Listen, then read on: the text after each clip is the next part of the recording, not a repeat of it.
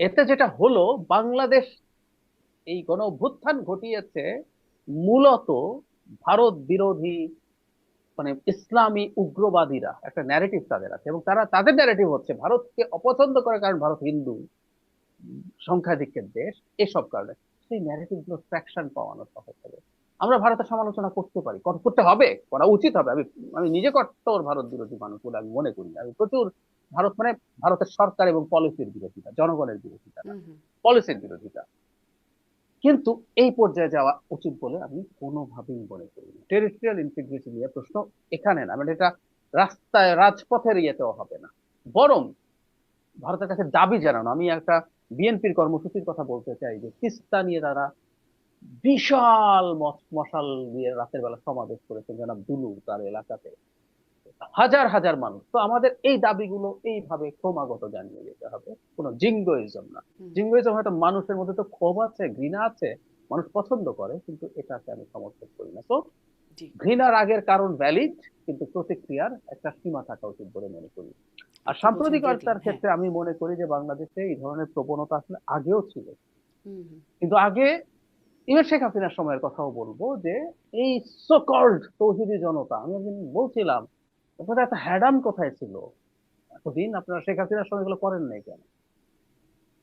এমনকি শেখ হাসিনা করার সময় তারা এই সাহস গুলো পায়নি, এই অন্তর্বর্তী সরকারের সময় তারা এই সাহস গুলো পাচ্ছে কারণ সরকার ব্যবস্থা নেই। এই যে একজন মানুষকে পিটিয়ে পুড়িয়ে ফেলা হলো, শুধু সেটা না, শুধুমাত্র সিটি ব্যাংকে অ্যাকাউন্ট থাকলেই করতে পারবেন গুগল পে। তাই অ্যাকাউন্ট খুলুন আজই। উনি কারখানা থেকে, কারখানার কর্তৃপক্ষ মবের হাতে তাকে তুলে দিয়েছেন, এটা পত্রিকাতেই এসছে।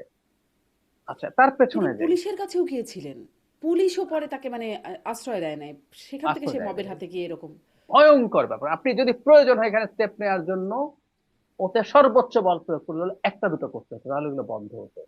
মনে নেই আমাদের, উনি আবার হিন্দু ছিলেন না মুসলিম ছিলেন, ওনার স্বাভাবিক মৃত্যু হয়েছিল, কিন্তু ধর্ম নিয়ে তার নিজস্ব একটা ইন্টারপ্রিটেশন ছিল। তারপর তার কবর থেকে ডেড বডি তুলে সেই ডেড বডিকে পুড়িয়ে দেয়। পেটানো হয়েছে, আগুন জ্বালিয়ে দেওয়া হয়েছে।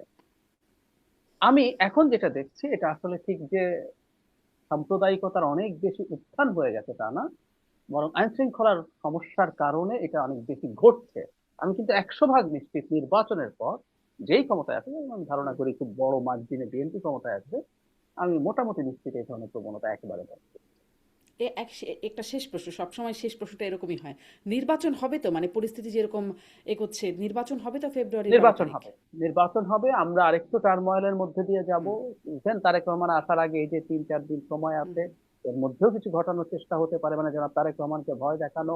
এর পরবর্তীতেও জার্নিটা খুব টফ না, জি। এমনকি ইলেকশনের দিনও 300 আসনে যখন নির্বাচন হবে, অপ্রীতিকর ঘটনা ঘটবে। এই নির্বাচন হুম। ডক্টর ইউনূসের ভাষ্য মতে শ্রেষ্ঠতম নির্বাচন হচ্ছে না, কিন্তু একটা গ্রহণযোগ্য নির্বাচন হবে। জি। মানে সহিংসতম না হলেই হয়, যেহেতু প্রার্থীরা নাকি এখন লাইসেন্স নিতে পারবে, অস্ত্র ক্যারি করতে পারবে।